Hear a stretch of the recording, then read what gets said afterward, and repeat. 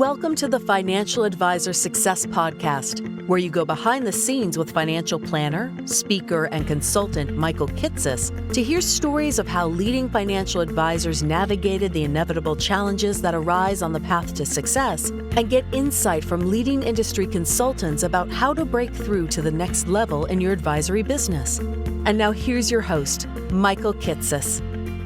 Welcome, everyone. Welcome to the 468th episode of the Financial Advisor Success Podcast. My guest on today's podcast is Dee Cole. KayDee is the founder of Clarity Wealth Development, an RIA based in Corvallis, Oregon, that oversees approximately $200 million in assets under management for 220 client households. What's unique about KayDee, though, is how she has navigated an accelerated succession plan within a growing firm after experiencing a recurrence of cancer and deciding to transition away from the business.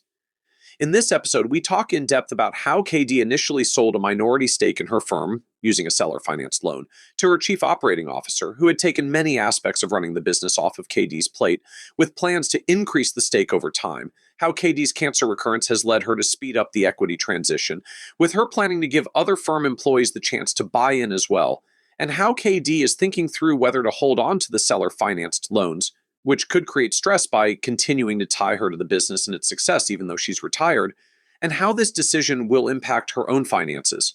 We also talk about how KayDee initiated a 4-meeting process to transfer her clients to other advisors in her firm, with a senior advisor leading the first meeting and giving the other advisor an increasing role until they are ready to lead the relationship, how KayDee and other first-chair advisors have regular one-on-ones with more junior advisors throughout this transition process to review previous client meetings and to game plan together for the next one, allowing both sides to gauge the junior advisor's readiness to take on more responsibility. And how KayDee communicated this advisor transition plan to clients and made them aware of her condition and plans to retire, only losing a few clients who were likely planning to leave anyway in the process.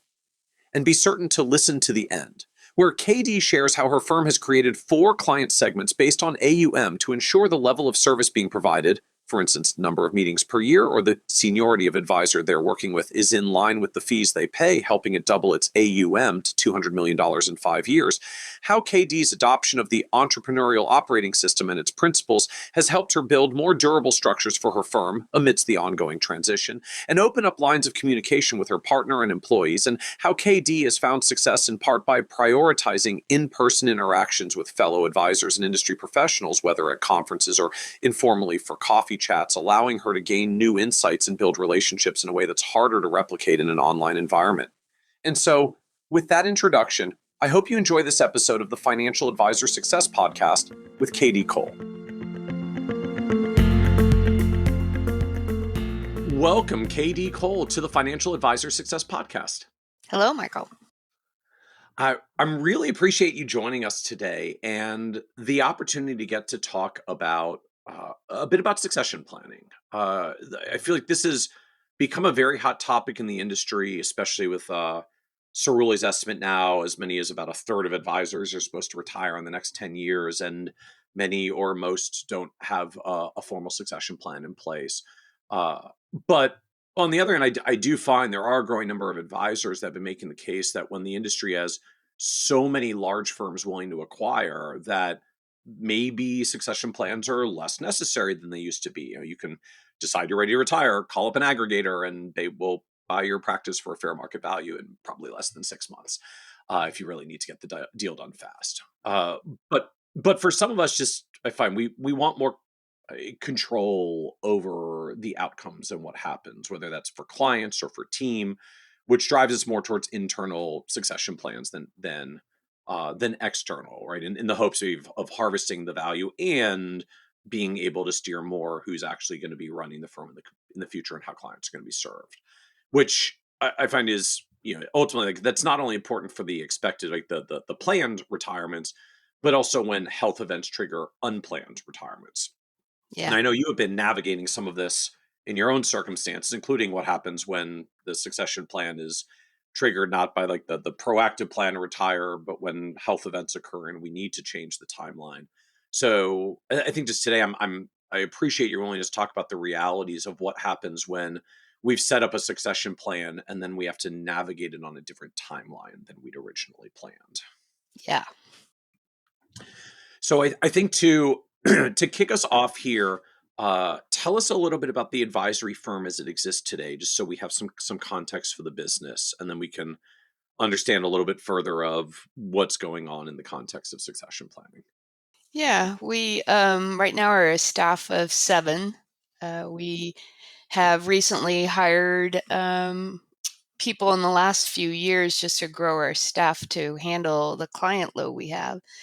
We're around 220 plus households, and we're nearing the 2 million mark in, or 200 million mark in assets under management. Okay. And then can I ask where revenue is for the firm? Yeah, right now we're projected to have around 1.4 million in revenue. Okay. Okay. Okay. So good solid team, good client base. Right. I can sort of do the napkin math. Like average client household is almost 1 million in assets, and you've got team depth to serve them. So is there a particular focus for the clientele and who you serve, like for those 220 households? Yeah, our target market is late career professionals with 1 million in investable assets that are purpose driven and looking for a guide along their path to retirement. And then tell us about a little bit more about the team. Like, who are these 7 people? Like, what are the seats of these 7 people? Like, how is the team structured? There, right now we have 2 people on our leadership team, myself and my partner Kim. And then we have 2 front office staff and 3 advisors at the associate level, and moving up into more the career paths of being lead advisors. And so how does it work from a client management end right now? I mean, is it, you and Kim each have about half of these clients? Do the associate advisors have any of their own clients? Like, how's the client load distributed? Yeah, well, and everybody that works for us besides Kim and myself have only been hired recently since 2023. Okay. So we're kind of in this beginning. We had a plan and that got a little off track. And so we restarted with our current staff. And it's right now, I do have the majority of the load of clients, but we are trying to get to the point where I'm more the visionary and less working as a lead advisor for the clients I have. Kim is our integrator and chief of operations, and we are building up our whole staff to. We've been working a lot with traction and trying to get a better career path as well as roles assigned in a more efficient way, and clear processes and procedures, which I think we all have them, but sometimes they get a little off track, and we're trying to really hone in on how to work more efficiently. And as you kind of mentioned too about my career path and some health issues, it has sped up that process a lot more. So I very much want to come back to, how health issues have changed this. But I'm curious to hear a little bit more. That you said, like, all of this team besides you and Kim has come on since 2023, after some I think you said, like, a original plan got off track. So can you tell us a little bit more about what the original plan was and what got off track? That sounds like a lot of stuff there. Yeah, there's a lot there. We were growing fast. The interesting thing is our number of households hasn't really changed a lot from 2016 till now. But what has happened is we are getting a much better clientele in the sense that they really do fit kind of what our core focus, core values, and Yeah. our target market is. So we realized that I was handling a lot of those households and I loved it. I absolutely love working with clients. It was just something that kind of evolved, and not really thinking ahead of oh yeah, you should probably be hiring other advisors. And we kind of would take people who were interested and didn't do a really good, thorough job of vetting through. It's not like we've hired a lot of advisors. We've just had, we got one person from college, another person asked to come work here. And we realized that, yeah, we need to have some kind of plan where you don't have all these new employees at once and trying to train them all and get them on a good path. And we've had some struggles the last couple of years, but I think through just really having open, honest dialogue in the last year has really kind of shifted our thinking about, yeah, who do we need to hire? What do we need? And you're just going to have employees who work out and don't work out. So um, it's just a constantly evolving thing of making sure we have the career paths. And we've worked with different people on getting consulting to build that up and make it better. And I think we are on a good path. Is just that I wish we had done that a lot sooner. So I'm curious just to understand more. So how it sounds like you got behind the curve, as it were, for how many clients you had in capacity, felt like you needed advisors, hired young advisors or multi-young advisors, but then found you didn't necessarily get people who were really a good fit or ready to stick in the long Yeah. run. Like, am I Yeah. understanding that well? Yeah. So I guess tell us more about what that hiring like process looked like and what's changed since. Like what did you do? What actually happened? What are you doing differently as a result? Like, help us Yeah. understand more of how that played out for you. I think when Kim joined my firm back in 2017, she actually was and everybody's been career changers at some point. We had one person who was right out of college, but everybody else has been career changers. And she came here, and at the time I couldn't afford to pay. I didn't think I could afford to pay someone. And she wanted to just shadow me and learn the business. But I saw something in her that I thought, oh my gosh, I cannot let this person go. So I figured it out. You have this mental thing, oh, I can't do that right now. But that's kind of short-term thinking. So long-term thinking, I realized that I needed to figure out how to hire this girl and get her up to speed. And I'm so glad I did, because that was one of my best hires ever. And then we grew the business together. We brought on a couple interns. We did. When was Yep. this with Kim? Like, when did Kim start? Late 2017. Okay. And I guess I should throw also in, at the time, I had been talking to another advisor in Portland about joining forces. And we started kind of working together without a true formal agreement yet. We were just trying to gauge what was going to happen. That ended badly in 2018. Kim came in around that same time. And I realized what the kind of partner I was really looking for and who I needed to have build this business. And one of the things FP Transitions was helping me with this, and they bluntly told me that you can't have someone under your tent and they're not making the tent bigger.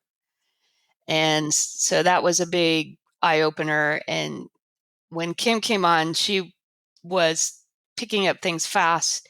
We were able to move pretty quickly to get over that big hump, because that was a loss.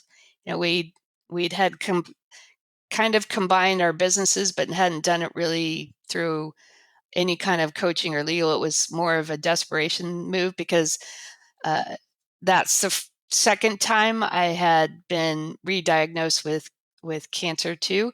So it was kind of one of those things. I was just going with the desperation part of, I need help, I don't know where to get it.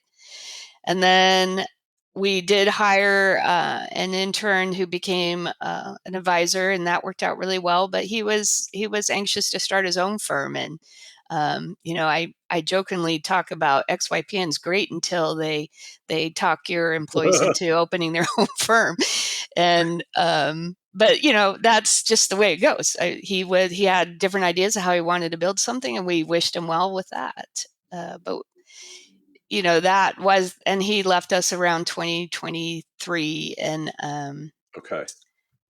and I think he worked for us for a few years. So a great guy. We really enjoyed working with him.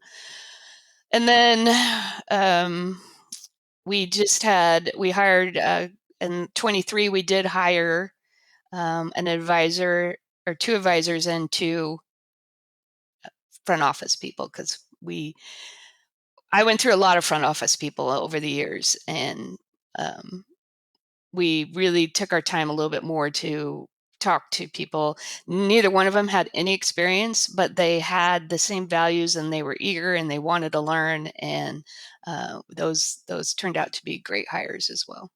So what was different in how you started hiring more recently versus what you were doing earlier that doesn't seem to have been working with as well for you? I mean, what actually changed in We actually the process or the system? yeah, we went out and actually had new planner recruiting recruit somebody for us. This the latest hire. Being in a smaller town, it's very difficult to find people who have some experience and want to move from where they are, unless you're recruiting yourself. But we didn't really have that time, so we just hired a few back in July. We recruited someone from a local firm here that was more broker style, and she really wanted to do more of how we do our financial planning, and that was an excellent hire. That process was great. They vetted, they gave us some candidates, and we thought for sure they weren't going to find anybody in our town, and sure enough they did, and it worked out. It was well worth the money to help us do that. So and where are you that is smaller town and potentially harder to recruit? Yeah, Corvallis, Oregon, where it's a college town, and we've got great access to our interns, but they don't necessarily stick around. Okay. So the college gives you young people, but not necessarily long-term people is the Right. Yeah. challenge. Yeah. And it sounds like through this environment you found EOS as well. I heard Yep. visionary integrator labels for you and Kim, which is usually traction EOS language. So when did that come into the picture? That was about 2022, late 2022, when we had gone to I think it was Insiders Forum, and they have a operations track that kind of introduced us to the EOS system, and XYPM too. I was at a conference there, and we knew we needed some guidance in how we were conducting our meetings, because we were not consistent of having leadership meetings and setting these goals as clearly as Traction kind of guides you to. We had goals, and we had our eyesight on a certain percentage of profit and where we wanted to be and how we could afford getting good people. So we really started digging into it in late 22, and then the last couple of years, we've really finally feel like we're understanding the process and sticking to the rules, and not just kind of, oh well, we'll use this piece and this piece. But we hired an EOS coach. He really has brought us full circle around to where our last meeting was just a few weeks ago, and we had our yearly strategic 2-day meeting, and we all walked out of there feeling like, yes, this is where we want to go. This is our plan. We're going to stick to this. We're not going to go back to the way we we kind of would set a goal and, well, we didn't quite get there, but we're not sure why. So I think we're so much more focused. And I think the biggest thing that happened is this open and honest dialogue, which keeps getting repeated when we're in those meetings with our coach. And I think that was really missing, especially on my end, because we'll get to it probably, but my struggles in being an owner and letting control go and being a founder on top of that, just it really opened our eyes to it. Hey, we need to say when we're not happy, when things aren't going well. We need to talk more about how are we doing with our core values, as the way we say we do, and are we being open and honest? So that's been good for us. So what was blocking those conversations previously? Me. Okay. Yeah, I think it had to do. I've had a rough couple years. I've been through quite a few different things with, losing my mom and my father-in-law aging and dealing. He's going to be 98 here in December. Just a lot of personal things were happening, and I was getting angry, and I wasn't showing up at our meetings in a good way. And I didn't really realize it until I started talking to someone outside the organization. She wasn't really a licensed therapist. She called herself a bodyologist, which was doing some stretches and things, but also talking about how communication and how I was feeling and frustrated. And she really helped me walk through people aren't going to know when I'm upset about something unless I constructively break down a conversation and participate in it. So I really started rethinking how I was reacting to things, and and then other things happened, and it was a big eye opener for me. Is like, you can't control everything. You can't. The way you did it 10 years ago isn't the way it's done now. And people have good ideas and they want to have some say and take over certain aspects of things. I'm definitely a quick start in the Colby world, and I don't need as much information to make decisions, but I was making decisions without really thinking about the fact finders I worked with, and trying to communicate better that way as well. So it was kind of a personal journey for me to try to really step back and say, it's okay to let go of some of this stuff. It's okay. They are going to do it differently than you are. And that's fine. And sometimes it's so much better than the way we were doing it. And that's been a 2-year journey for me, as far as just, okay, let's get down, let's have this open, honest dialogue. And I'll keep repeating that, because that is just in my head right now, is how I catch myself sometimes. Are you being open? Are you being honest about where you're at? And this last couple of years has been a rough year for everybody in our office, dealing with my health, and also just not having the right team together in a way that we were being cohesive and working towards goals. And I think we're there now, and it feels really good. So I think you said through all of this, there was still a lot of growth happening with the firm as well. Mm-hmm. Yeah. So where was all the growth coming from, or what changed that you went into growth mode amidst all the challenges that you've highlighted here around team and staff and capacity?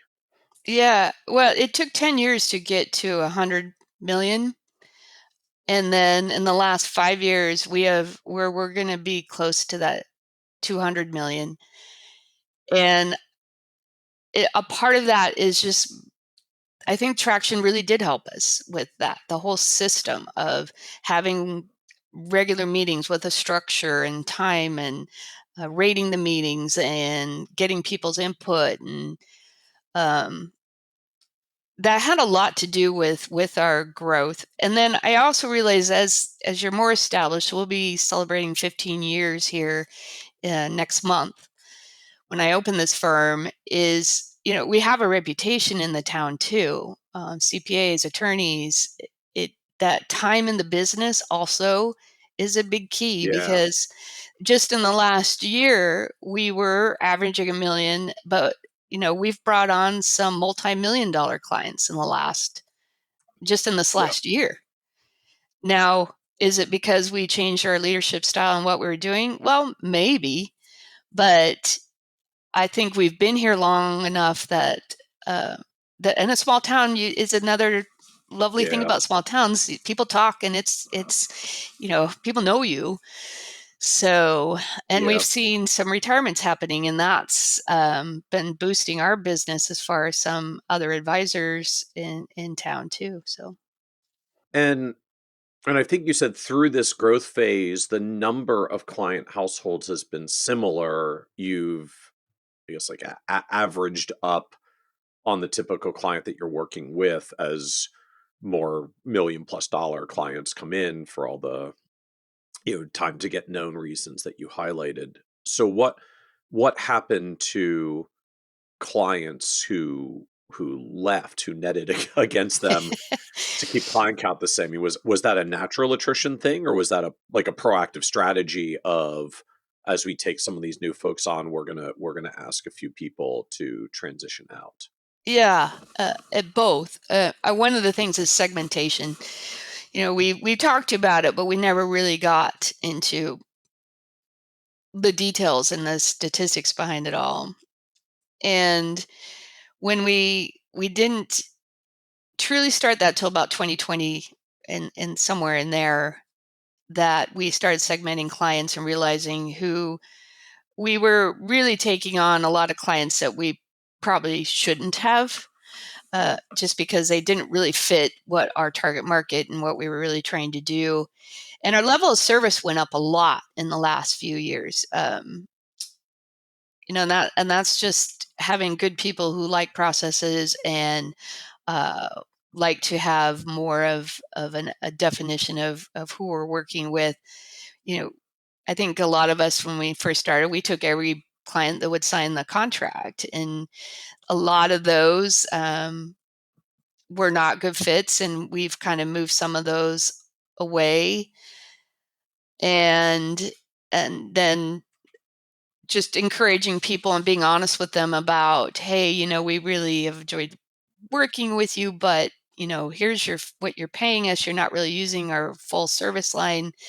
Here's some options. And some people took those options. Others decided that, oh yeah, I guess I'm not using what I should be using, and talking to you more about financial planning, because I did start out with an AUM style model, and kind of evolved into the financial planning. And we now do still take a few smaller clients with some one-time financial plans, and they get what they need out of that.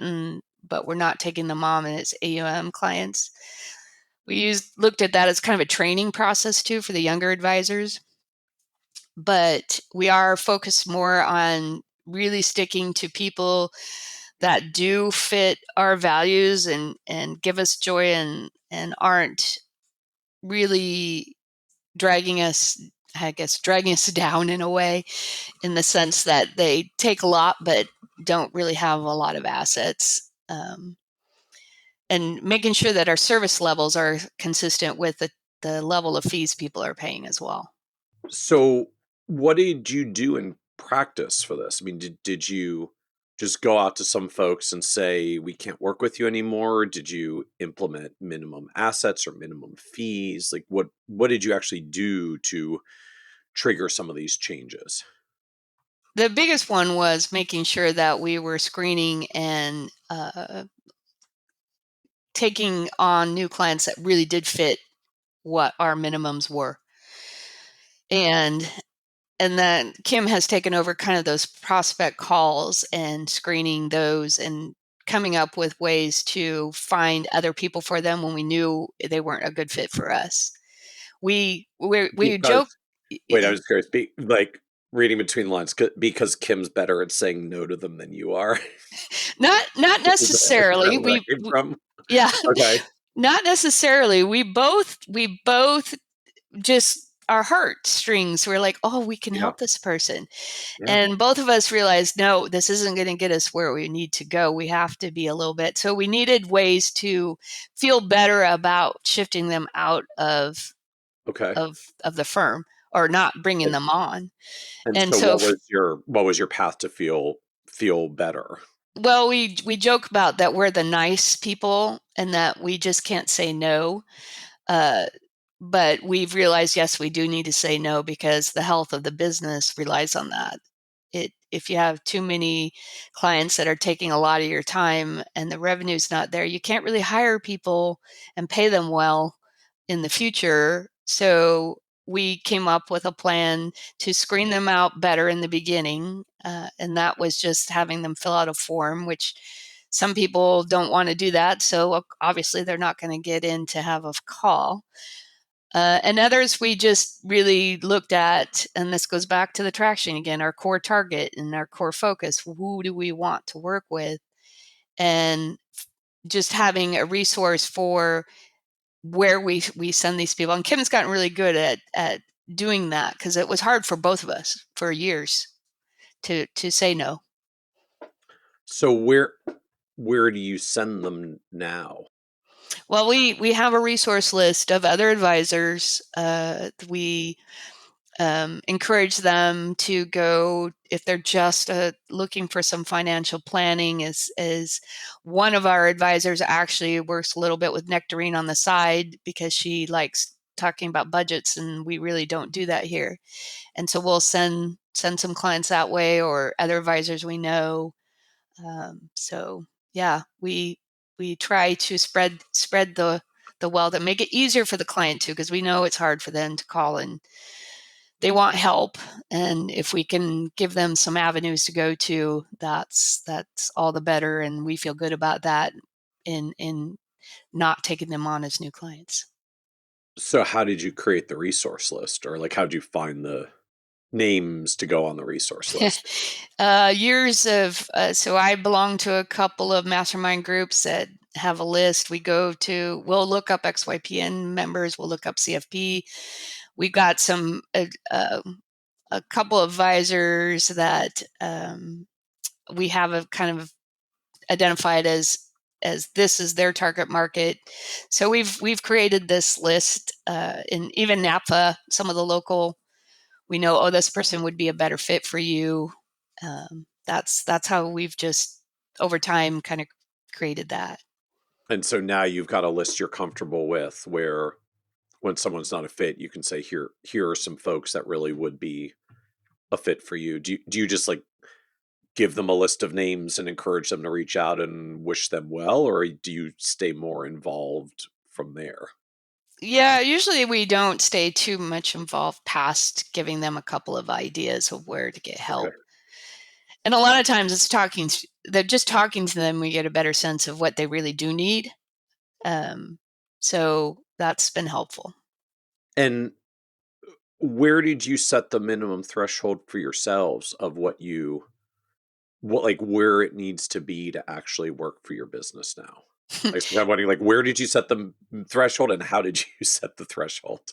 Well, funny story there. We set it quite a while ago at 1 million, but didn't stick to that.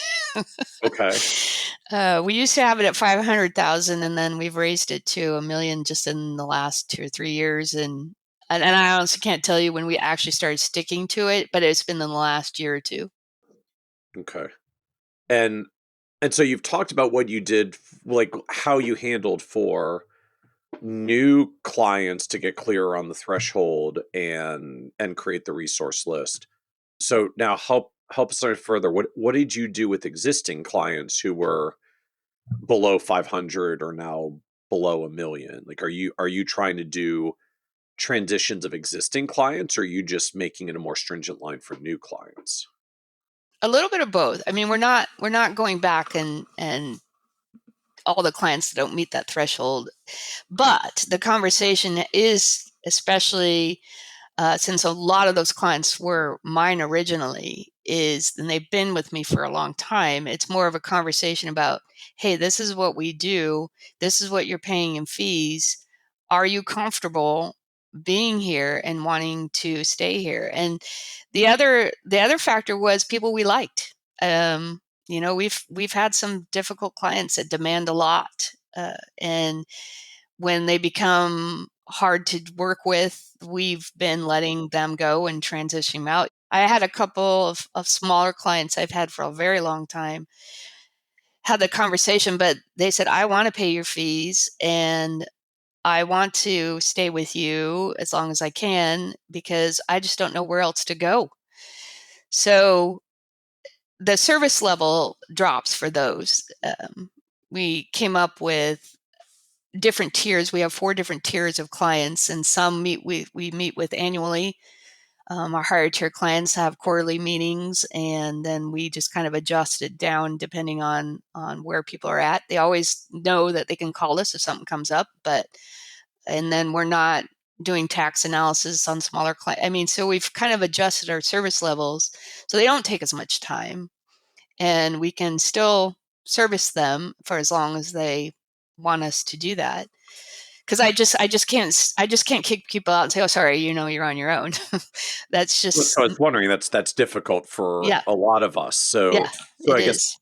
so can you explain more what the 4 tiers of client segments are and how they work now? Yeah, we have it set up based on their assets managed. Okay. So tier 4 is anyone over $1 million. Tier 3 is 500,000 plus. Tier 2 is 250,000 plus, and then tier 1 is anyone under 250,000. Okay. And so it sounds like going forward, you're trying to only accept tier 4 clients, but for existing folks, you're Oops, I still, said that backwards. I guess I said one that is the highest, backwards. 4 is the lowest. Okay. Yes. Um, uh, so you're only taking tier 1s or trying to only take tier 1s going forward, but for the 2s, 3s, and 4s, it sounds like for many of them, you haven't necessarily transitioned them out. You've just tried to segment what the service model is to make it manageable to hold on to them. Yes. Yep. And so what do you distinguish between what tier 1 folks get that comes out at tiers 2, 3, or 4? It sounds like number of meetings is one big one. Yep. What else changes? The other thing is we also make sure that we're doing a tax analysis with them. We're usually doing a lot more of kind of higher net worth client issues, estate planning. One thing I've done for a couple of my clients too is bringing the CPA in a group meeting with the clients when we can, and just doing more proactive work with their CPA. The other Right. thing is we do some events that are geared towards those people. We don't exclude our other tiers, but we do try to come up with events that are interesting to people with a higher net worth. And then as you go down the tiers, it's a little less meetings. We may not do a full tax analysis every year, only if there's something going on, like they want to do a Roth conversion or some capital gains issues. Okay. And then the tier 3 and 4 is more of maybe at least a minimum, at least one meeting a year, and possibly a second one, just depending on if there's something going on at the time, Okay. which a lot of years there's not always events that are happening in their lives that need a little extra meeting. They are serviced more by our associate advisors than lead advisors, and that is just also good training as well. So that's kind of how we've looked at that, and we're always coming up with other things too. Is should we be doing this for these clients? Because we gave full service to everybody for a long time, and that just was not sustainable. So So now bringing full circle to where some of the conversation started, where does succession planning layer into all of this for you, or what is the succession planning environment for you? Well, I did start with FP transitions way back in 2016. Um, they have helped. Kim is a 49% owner. I'm 51. So we've been doing 5-year tranches of she's been buying into the business. I've been carrying the loan, and that's worked great. Our profit margins have been healthy throughout these years, so Okay. that's worked really really well. And our next phase is my earlier retirement than I ever planned, and trying to figure out, okay, how does this next step go? When we have none of our advisors have been with us for 3+ years. They've all been less than 3 years. So how do we do that in making sure I am selling the business to the people here, which is what we would like to do, but with a sped up retirement for me, it's been challenging to try to figure that out. So I want to come back to that in a moment, but first I just want to understand how you even got as far as Kim now owns 49% and you own 51. So you've transitioned almost half the ownership already. So can you share more? Like, just what did you do? How did that work? Or like, what's the structure? What's the terms? What's the valuation? Like, how did you do it to get that far? Yeah, I realized that Kim was a partner I wanted to keep here. I didn't want to lose her to anyplace Yep. else. And she was filling these roles that, I had been running the business myself for years. So she started taking on more and more and more of that. And I thought, there is no way I want to be that owner that waits to the last minute to figure out, okay, or her coming to me saying, "Hey, I'm not getting this. This isn't working for me. I'm doing all this. I need to get some kind of equity in business." I mean, she never really asked that, but it was, yeah, I need to do something. So again, FP transitions came back in late 2019. We did our first tranche of her buying 25% of the business. Okay. And then 5 years, just this last year in 2025, January 1, she was then bought another 24. So that's how we got to where we are now, and discussing. And the plan was to go another 5 years where I would be no longer the majority owner, and she would, and then I would probably sell my last bit of shares out to whoever on our staff we decided that or wanted to buy into the equity portion. So how did you structure the first 25% tranche to make this manageable, affordable for somebody Yeah. coming in? So we did evaluation. Gave There's a little bit of a discount there, and then I carried the loan. So and had a lower interest rate. I think at that time in 2020, I was getting paid 3%. I mean, I wasn't really wanting to make money off the loan. It was more of, I thought this is a great opportunity for someone to take it, that if we grow this business together, I'm going to get paid back more in the long run than if I charged her a higher interest rate. Yeah. Well, Um, and rates were lower yeah, they were much than lower. as Yeah, well for still pre-COVID and Fed keeping rates very low environment. exactly. And it worked well. We every quarter when we do our profit sharing bonus, she would pay half that back. And that went towards paying off the loan and the interest. So, and that's worked really, really well for us over these years. Interesting. And can I ask, like, how much of a discount were you comfortable to apply to this? Yeah, that's a good question. I don't remember the exact number, but it was it was a good discount.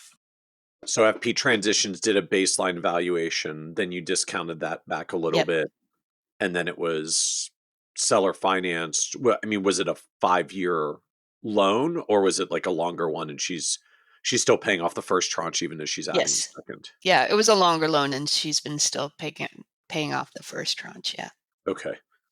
But now I'd imagine it's paid down a bit. You've had a lot of growth. So the first tranche probably has a lot of free cash flow now, which is what makes Correct. it manageable for her to kind of roll the profitability into the second tranche as well. Yep.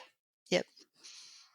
So I guess the master plan, as it were, was 3 tranches to Kim over the span of, it's effectively like 15 years or 10-year, like first tranche immediately, second tranche after 5, third tranche after 5. And then other team members would buy the last quarter tranche then or at some point. Yep. Yep. So now what's changed I had cancer for the third time. So for the the third time? So yeah, when was the first? the first was just 2 years after I opened this business in 2012.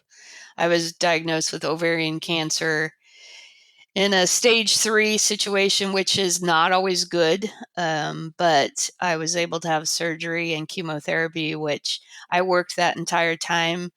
One of my funniest stories, I guess, is I have a client, couple who had called. I was still coming into the office. I had no hair, my face, no color to my skin. I was coming in as I could, and they wanted to meet with me, and I told them, I said, well, I need to tell you something. I said, I have cancer, and I've been going through chemotherapy. I was just getting out of the stage of the worst of it. And I said, I have no hair. And I just wanted to warn you before you came in, or give you a chance to say, no, that's okay. I'll find someone else. And they said, no, we'll come in. So they came in and we talked, had a great conversation. And I thought for sure, it's like, there's no way they're going to want me as their advisor. And sure enough, they're like, no, yeah, we want to work with you. And I was floored. It just what it, and to this day, they have been following me through my journey with this whole time, and have been the best people. And in fact, when I sent a recent letter out saying that I was looking at an early retirement in the next couple of years, they were like, well, we still want to stay in touch. How do we do that? So they've been fantastic. But it just goes to show you, sometimes it's not how you look, but how you talk to people, and reassuring them at the time that I did have a backup plan. But and that was just a loose agreement that I came up with on a continuity piece of paper that said, if something happens to me, please contact this person and they will help you find another advisor. So it's been quite a journey, because that was in 2012. I had lost my dad in 2010, and so that was 2 years and just opening this business was fun. It was hard. I did as much as I could. I worked as hard as I could.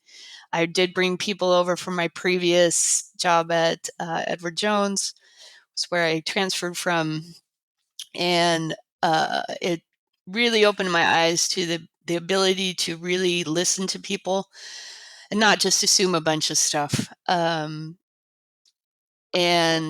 then I went into remission, which was great, but it only lasted till 2018. So that time was another little stressful section. Kim had come on. I had just broken up with another advisor who I thought was going to be a kind of a plan, and we again, that was a surgery, and I didn't have to do strong chemotherapy. So a lot of people really didn't know what was going on, because I was able to still continue working, and had 6 years of remission, and then it's come back. So And so can I ask, like, what is the outlook for this round? This round, not as good as the past rounds. And just because it's I can never say this word, metastasized. Yep.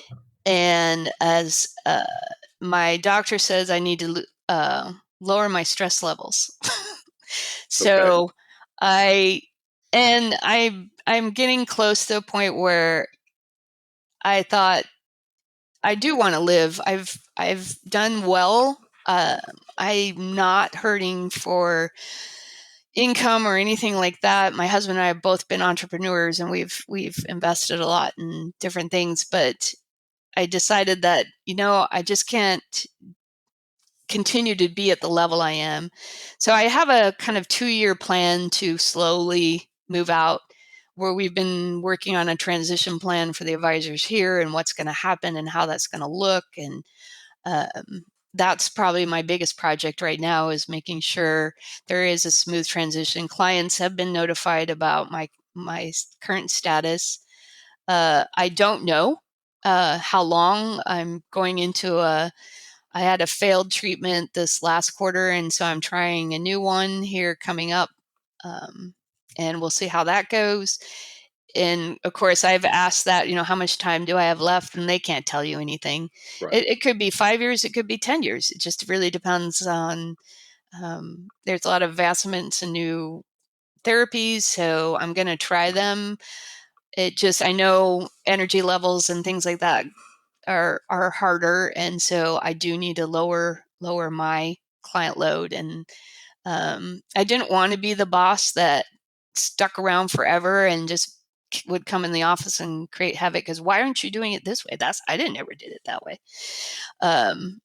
And I love these clients, and it's been a big part of my growth too. So transitioning them to younger advisors, we kind of had a rough patch there with an advisor that left us in not a good way. So I've been rebuilding that trust with some of my clients, and but I think I've come up with a pretty good plan to do a transition over the next year or two, to get it to where I'm not in charge or in that lead advisor, senior advisor position as much, with ultimate really retiring completely here shortly.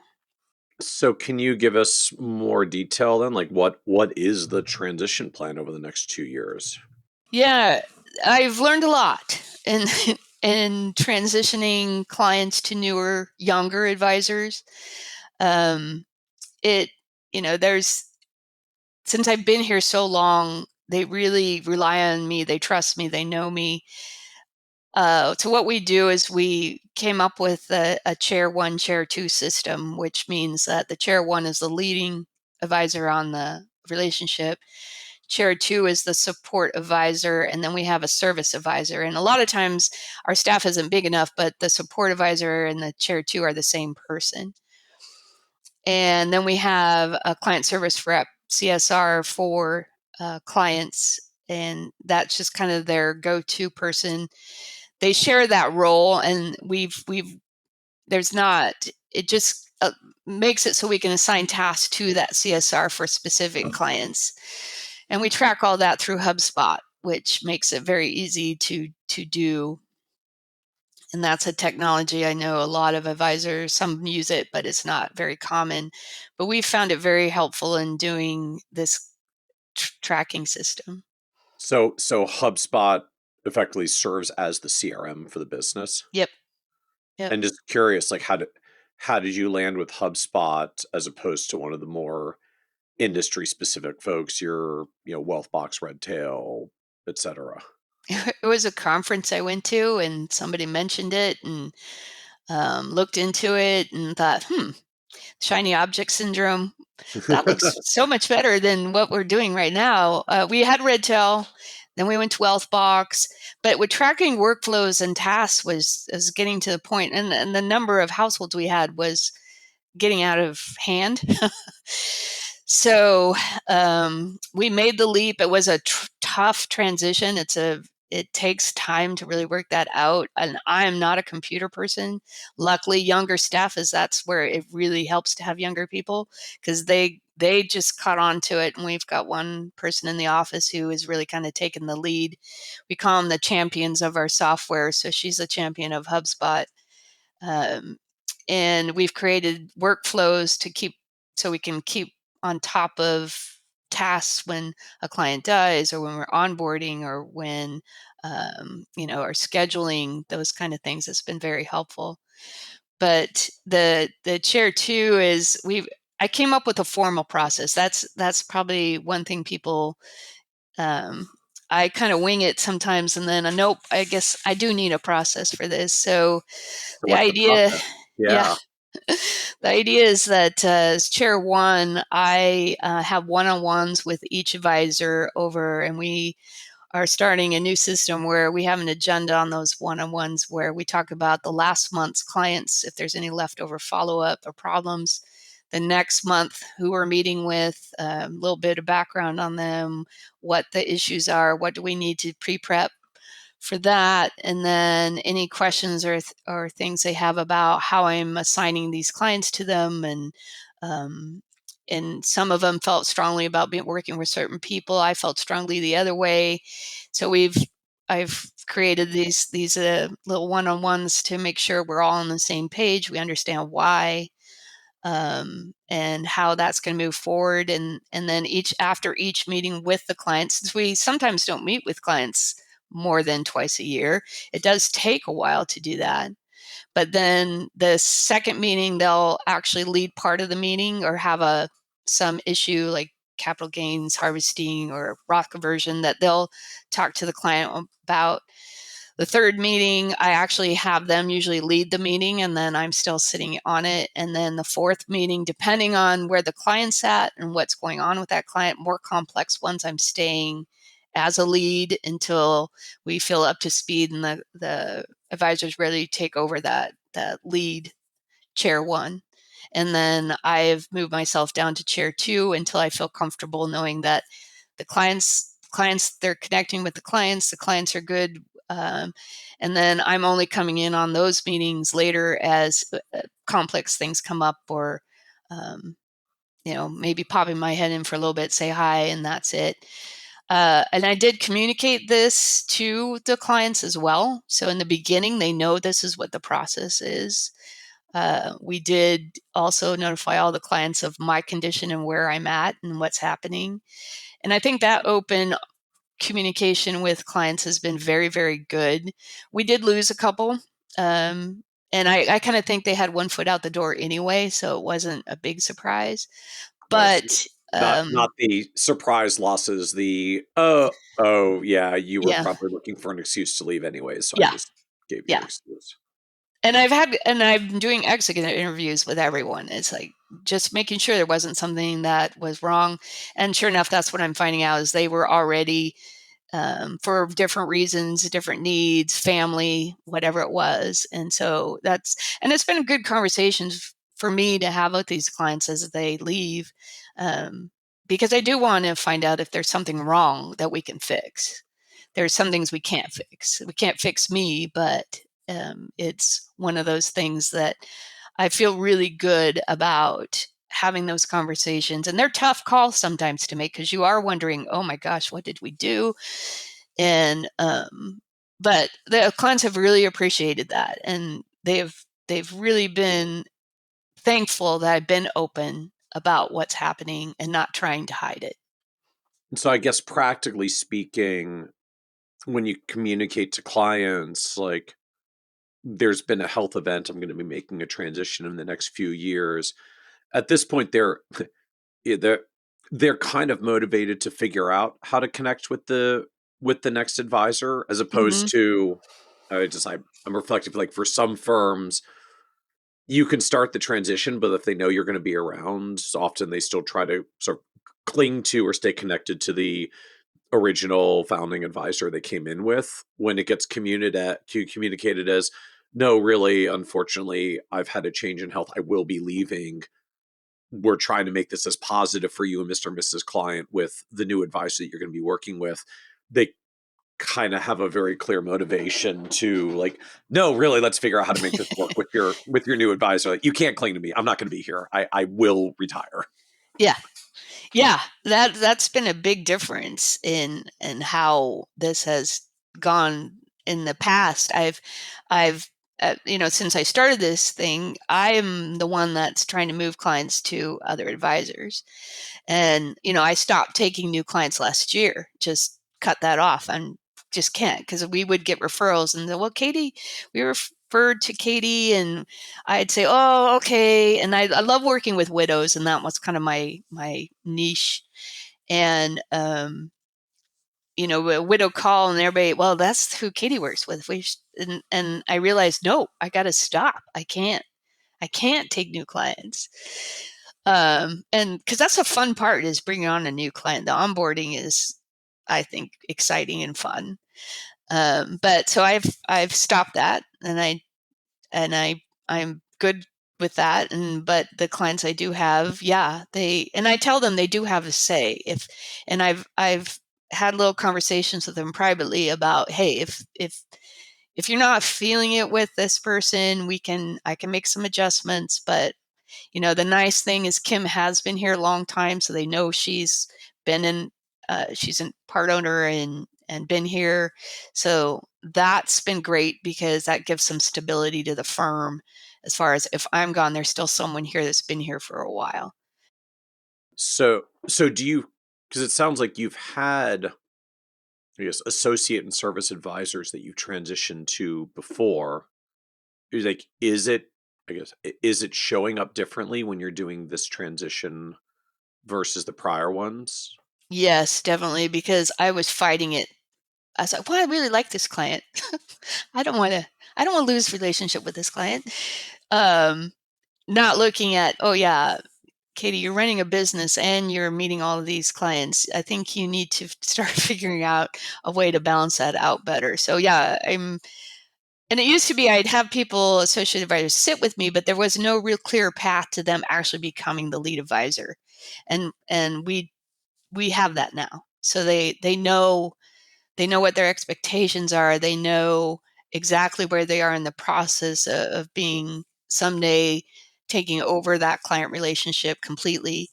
And I was never prepared to do that, because I always felt like I was admitting that, oh, I can't handle all these clients. Where I think I can handle them. That's no problem.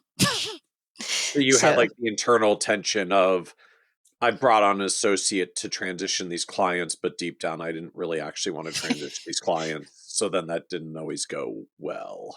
no, especially because it was the clients that I absolutely adored and loved, which is quite a few of them, versus the ones that when I'd walk out of the meeting, I'd shake my head and think, ugh, those are the ones I was eager to get passed on. But a majority of the clients that I had, I really, really enjoyed talking to them. So it was this denial of, I'll get to, having these people work with someone else eventually. I can have someone taking notes. That helps me. I can handle more people if I have someone taking notes and doing all the follow-up tasks. And I kept maintaining a large amount of clients. I think I still have over 100 households that are mine, in the sense that I'm lead on. But my goals this next couple years is to lower that number, and we've set it very strictly so that I can't just say, well, I can just work with this person a little bit longer. It's no, now I have a reason why this needs to transition over time and get the clients used to that. And it's working really well. It should have been done probably 5 years ago, but And so that's where this sort of multi-step meeting process comes in. So now I just want to reflect back. So one-on-ones with each advisor every month to talk about last month's clients and like what we learned in any follow-ups, next month's clients, and who's coming in and what do we need to learn and be aware of to be ready for the transition. So you're like systematically prepping. And then it sounds like effectively a 3 meeting process of meeting number 1, you're chair one and doing all the talking and they're observing. Meeting number two, you're leading the meeting, but you're like finding a thing for them to talk about and present, or a tax analysis, a Roth conversion analysis, whatever it is. Meeting number three, now they're leading the meeting and you're trying to sit second chair. Yeah. And And I, sometimes it's a couple more meetings before they're leading it completely. But yeah, it just depends okay. on the client. So depending on client and complexity, I guess the fast ones, they're leading the third meeting and you might Yep. be out by the fourth. More complex clients, it may need more meetings, but ironically, I guess the good news is more complex clients with your segmentation are meeting more often. So it takes more meetings, but it might not actually take more Time. time Yeah. because you're Yep. having the meetings faster. You still, it sounds like all of these, you basically end out transitioned somewhere in 12 to 24 months because that's how long it takes to get through the number of meetings on your meeting Correct. schedule. Yep. So, and the goal is to effectively transition all of them because the doctor says you need the reduced stress of being out. Yeah. I mean, they didn't tell me I had to quit my job, but they don't really ask those kind of questions. They don't, it's Right. not their job. But yeah, I've kind of interpreted that as, yeah, I need to take some time. The goal is for another year as I'm transitioning clients over is getting down to 20 hours a week. And then, I think my biggest concern right now is making sure Kim has the support she needs to continue running this business after I do officially retire. And, whether that's retiring and just reducing hours and helping as much as I can until I'm completely 100% retired. That's kind of what the goal is. And it really depends on how my treatments go and how my health is and how I feel. So how does this, so you've talked about transitioning clients. Is this um, changing the plan for transitioning equity as well? Yeah, that's this next phase I'm just starting is how do I do this when I've got Because you employees just that are queued up with, young. I mean, in sense that they're haven't been here very long. Um, right. so that is that next phase of trying to figure that part out. So Kim just started on the second tranche already because Right. that was just the original plan and you're executing to plan. And so it's not like you haven't quite decided yet what's our method or timeline for transitioning the remaining 51% on the equity end. Right. With the asterisk, it sounds like the goal is some blend of Kim and other advisors. Yes. Okay. And so how do you tackle that? Like, I mean, do you have a plan about how you're trying to formulate the plan, or is that all up in the air for you at this point? No, I'm still trying to figure that out. I have just went through another valuation here. I haven't gotten the results from that. And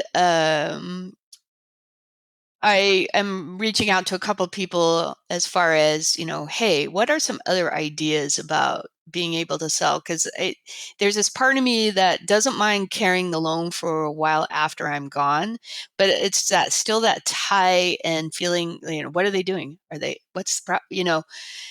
Do I want to be completely out, or do I want to extend the loans to people to buy in?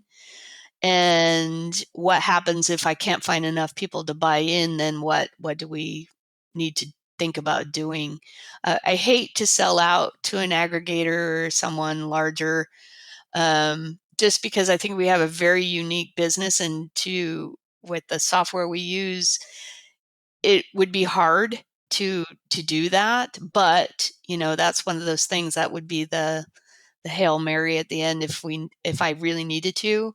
But I, I feel comfortable financially, so it's not going to be a burden. I just want to make sure my husband's taken care of, and we've got a good understanding, and I'm not feeling anxious or worried by not being a part of the business anymore. There's just those funky emotional things in there too.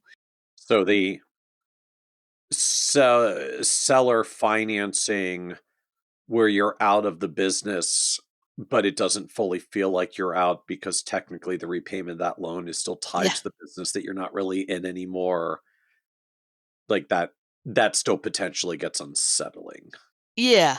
Yeah. And it's not that I don't think that they can carry this on and do well with it. I think they can, but there's market forces. I went through 2008, and that those kind of things, that stress on top, it's not. I mean, I've worked hard to build this, and I do want to get paid well for what I did, but I also realize that there are some things that are kind of unknown, and I am just trying to go through this emotional struggle of, do I let go completely, or is it okay for me to still have these loans out? And it may be. So, and will people want to? I mean, we've got, like I said, our advisors are a little bit younger, and they're going through lives and looking at buying homes and having children, and um, you know, that debt on top. But it's they have to decide if that they want to take on that equity position, which, as a financial planner, I think they see the value in that, and we'll see. Because it sounds like part of the driving question is just are there enough people to buy in, and or do they have enough, I don't know, buying power to take down the 51% that's remaining? Correct. Okay. So, I guess the flip side is, but the fact that you were already 25%/49% in means, at least it feels like this has been more in more striking distance for you, having already had the roadmap you were executing on to have 49% transition, Yes. than like if you were coming at it cold and starting the transition where Kim had not already done one tranche and started a second. Correct. Yeah, I am so glad that we did. But I've known I've had this cancer kind of in the outlying periphery of what could happen in the future. So it did spur me to really look at that. And I think, sometimes we just have to get over our own selves and realize, yeah, we need partners. And that equity is so powerful in having people stick around and get really involved in how well the business is doing as well. So, uh, yeah, I was going to ask in that context, like how much of the original plan that you started 5 years ago was, I guess, impacted by first or second cancer diagnosis, or I think you said like the prospective partnership you had with the advisor in Portland that didn't work out. Like, are these all things that have cropped up because there was a concern that the cancer might return? Yeah, it was kind of in the background of my mind, but I realized if I really wanted to grow this and be a strong firm and be in existence for a while.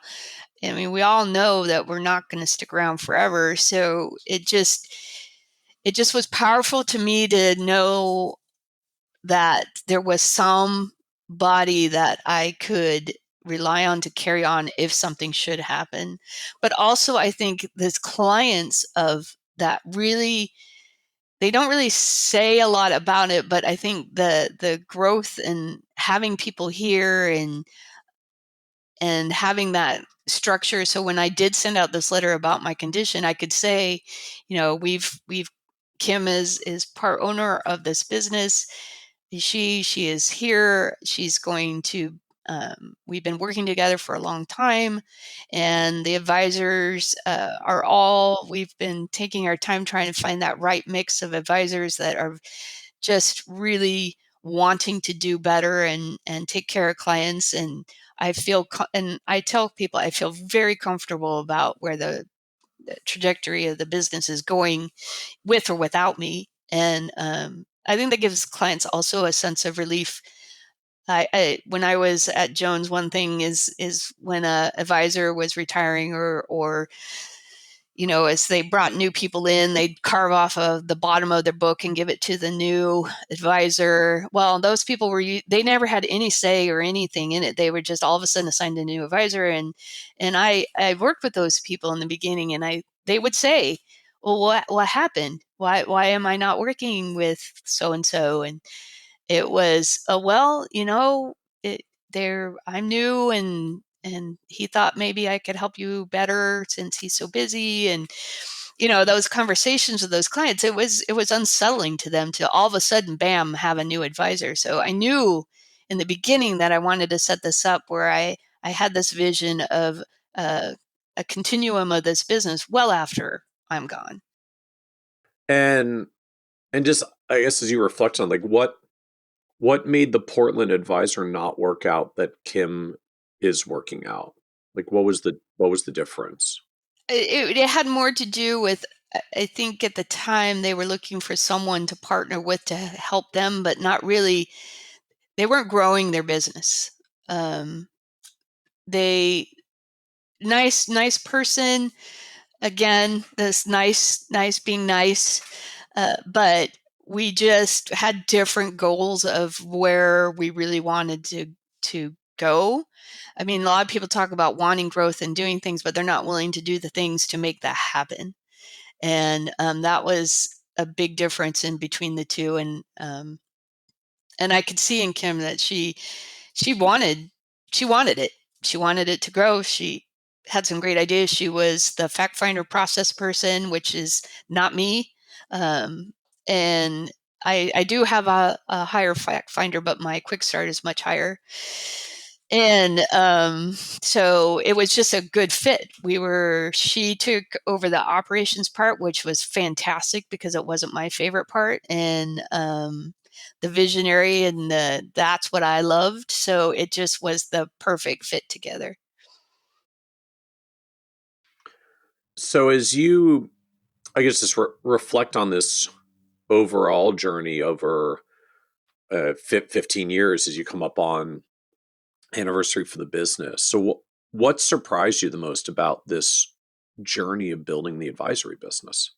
I think it goes back to I couldn't figure out why people couldn't read my mind. And in seriousness, it's being that quick start, making fast decisions, and why nobody else was like that. And I grew up on a farm, and my father was, we didn't have cell phones, we didn't have anything at that time. He says, if you have a problem, you need to figure out and fix it.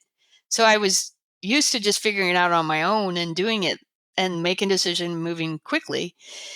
And I think I had to realize, oh yeah, everybody's not like that. And I need to step back and make sure they have the things and the facts they need and the decisions. And we're making this work together rather than me just being the owner and founder and saying this is the way it's going to go. So it's been a huge learning process for me. And I never really understood myself until I've really realized, oh yeah, that's the way. When I grew up working on my dad's farm, that's what we did. We just made quick decisions and moved forward. I've been an entrepreneur. I've started a few businesses and never really got anywhere. But when I started this and realized that having partners that really are aligned in the same values and have skill sets you aren't good at, and you can admit that surprised me, but it was the best lesson I learned. So what was the low point for you on the journey of building the business? I know there's two times. One was just being diagnosed with cancer, less than 2 years of opening this business and trying to figure out how I was going to do that, and hiring someone just to kind of help answer phones and things was a big piece of that. The other one was just a couple of years ago when, before I knew my cancer had returned, I was struggling big time with the changes, the new employees, how things were I wasn't present in a good way. I was upset about it, but I had this illusion of control and that I was losing it, and realizing, oh yeah, that's why you have a partner, is to have them do what they're good at and you do what you're good at. You have open and honest dialogue, and you don't need to control everything. And letting go, I think just letting people do their thing, and me letting go of that was a huge thing for me in the last couple of years. So I guess give us more context. What was making it go? Like, what was making it go not in a good way? I mean, what was making this a low point, or what was going on that was causing it to be a low point? I wasn't being honest with my feelings of what was happening in the business and being open about that. Instead, I was getting angry and frustrated, and then I did seek out some professional help, and I did talk to someone about communication, and you know, realizing that they don't understand what's going on in your head just as much as you sometimes don't understand what's going in their head. But if you have that open, honest dialogue, it really opens up a pathway to figuring out something I was upset about was really stupid, and that by talking to someone about it, we figured out what was that key problem. And um, just getting some outside help really helped me just kind of get my brain back into the game, because if I'm showing up angry and mad and not participating in our meetings as much, that was really starting to affect people here. And I didn't realize it because I thought it was all internal and nobody could see that. But it wasn't, because it was very, very clear to people that things weren't going well. And that was losing my mom, my father-in-law issues. We had to move him. My husband lost his mom. And this all happened within like 2 or 3 years. And there was a few other things that happened, but it was like, okay, no, you need to talk to staff. You need to talk to Kim. You need to talk to people about how you're feeling and why. And realizing that it was just losing this control piece, that I thought I was losing control. I'm not, but it was decisions being made, and wondering why did you do that. And by opening up and talking about that and getting past the control piece and past the anger really helped. So what else do you know now you wish you could like go back and tell you from 10 to 15 years ago? Yeah, I think the biggest thing is stop comparing yourself to others. Mm. um, we all have different growth paths, whether it's a slow or fast. You need to find out really what works best for you.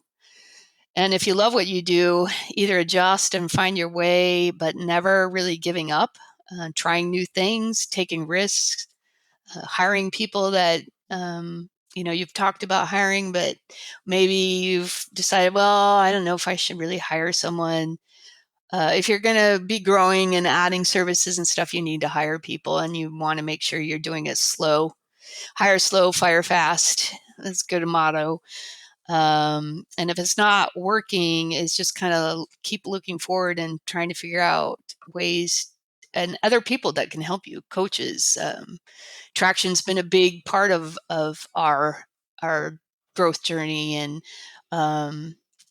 we've had other few business coaches. We've worked with Herbers. We've worked with other people at different times. They were really helpful during those times when we needed that extra person that's looking in, and because we're absorbed in what's happening here, and that's been extremely helpful.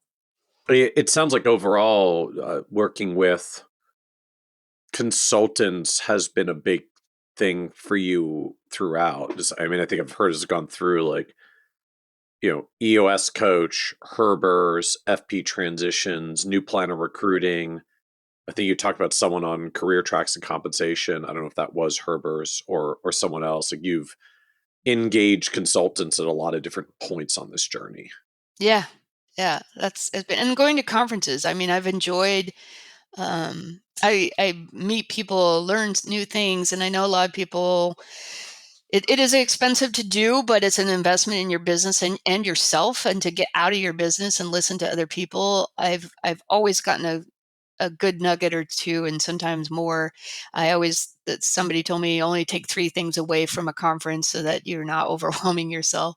And that's been helpful. We try to stay away from the shiny object syndrome, but it it's good to put yourself out there, talk to people, belong to NAPFA, XYPN, find colleagues and peers that have been where you want to be, but realizing that you don't want to compare yourself, because it's they're going to have their way, and hopefully someone listens to this and hears something that they can take away.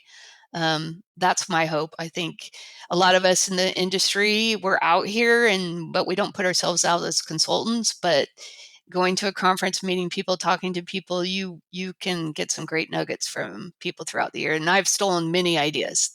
You know, growing this business, they're not all my original ideas, for sure. So what advice would you give younger, newer advisors, like looking to come into the profession and start a career today? Yeah, kind of repeating what I just said too. Seeking out mentors, belonging to things, trying to go learn the masterminds. Those are always good places, just to kind of realize that other people are kind of having the same problems, or issues, and it's just reaching out first. It's kind of, nobody's going to come to you and say, "Hey, listen, I see this, and you need to do this, this, and this." It's finding people that you align with, that your values are the same. There's people who can grow fast. I never really connected with those, because that's not how I was wired. But good for them. I mean, there's people out there who have done some fantastic things, but there's also a lot of people that maybe you um, may have more connection with, as far as how you're growing your business. I like how you framed that just it comes to taking the first step to reaching out to find mentors, masterminds, peers, whatever it is. Like no one's coming to you. Yeah. You have to initiate it if you want to find that support system. Right. Yep.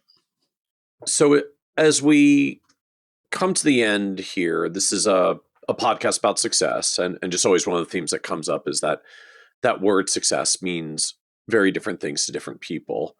And so you've had this wonderfully successful business as you're coming in on 200 million under management and looking at transitions and exits. And so it seems the business has been a wonderfully successful journey. How do you define success for yourself at this point? Right now, it's success is living a life that I can look back and acknowledge my regrets, but move forward with intention and purpose. That's what I'm trying to do, is let go of some things and really have an idea of what do I want for my personal life, and being able to do things that, with family and friends, and keeping those connections alive. It just goes back to that reaching out. When you're in a spot where things aren't going well and you're feeling kind of down on yourself, reaching out to people to lift you up is huge. I highly recommend that. So what are you trying to let go of? You said you're trying to let go of some things. Yeah, I think it's letting go of the idea that people, we all kind of live in our worlds, and sometimes social media I'm not a big fan on, because it's that connection isn't the same as if you call someone and say, "Hey, let's get together and have coffee," or "Let's get together and have lunch." So this year I've made more of an effort with all those people that I really do care about. "Hey, I'd love to have lunch with you, or see you, or go for a walk, or do something." I've done more of that than I ever have, because I would wait. Well, if somebody called and asked me to do something, oh, sure. But if I want something to happen, I have to make it happen.